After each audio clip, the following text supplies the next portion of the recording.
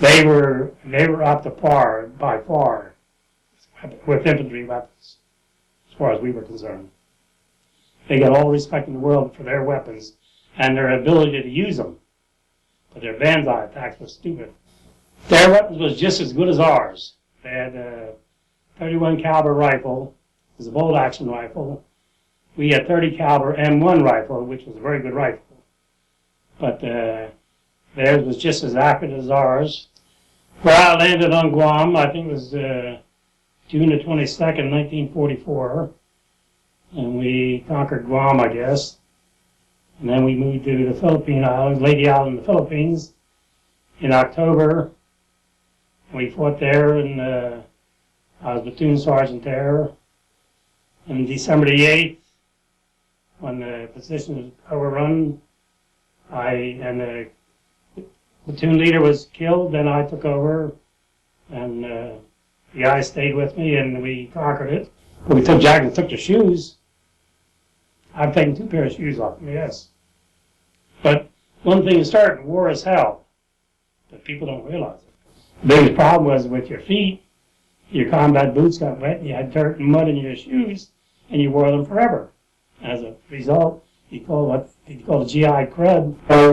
We didn't shave on Guam from July the 22nd till about the middle of August. And it was almost the same in the Philippines. You only have one suit of clothes, but, and I'm saying this, it's the truth. If a fellow was killed and his clothes were cleaner than yours, you took his clothes. When I was on Hiroshima, I was wearing a PFC fatigue jacket that I took from my body. But our ration was D ration, which is dehydrated. And I used to say they ought to give us a metal for eating a case of it. Because but the chocolate D ration wasn't too bad. March the 6th, the commission came through, and there's a second lieutenant and a platoon leader. And then we moved from there to Okajima, the Ryukyu Islands, right at the homeland of Japan, where all the anti-aircraft guns were, and Okajima, Tokishikashima. And we done all right there, and then we landed on Hiroshima. Sometimes around the end of April of that year, then we landed on Okinawa. I did not make the invasion of Okinawa, but we landed there, and I fought there. And I was, I should say, I was also wounded on Hiroshima on April the 15th. And then I was wounded on Okinawa on May the 14th.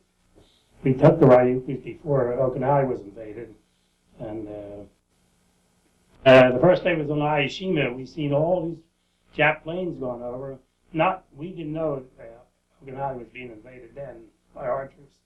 But there'd be 25, 30, 50 Japanese planes go over all day long. This went on. But they never came back. We didn't realize until afterwards. Then when we had captured Hiroshima, then we got word that they were all suicide bombers hitting our ships and stuff like that. And but that was the end of the Japanese Air Force. They're right there. And we seldom saw one afterwards, but occasionally one would sneak through and dive bomb on a ship and crash the ship, and he died for his emperor. I mean, that was his main goal in life. The first time I was wounded, I was shot through the left cheek, and in the neck, and in my left side at the belt line. I was on Hiroshima.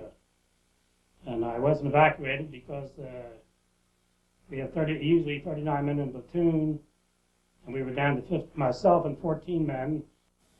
And then when we went to Okinawa, we weren't winning the war. And I was shot in the right forearm, and the right bicep, the chest, and shot twice in my right leg. And that was the end of my active duty. And what I'm saying is, he guarded you while you slept, and you tried to guard him while he slept. So it wasn't anything saying that he was closer than a brother. He was part of you because he defended. And a lot of times you'd look there in the morning, he'd be dead. When we got the word that President Roosevelt died on the ship, there was silence.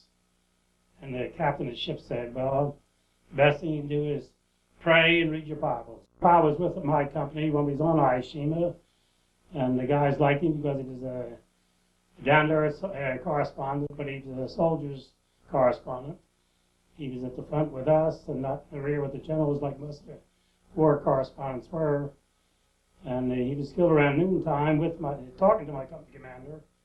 And I think he was killed by a grenade.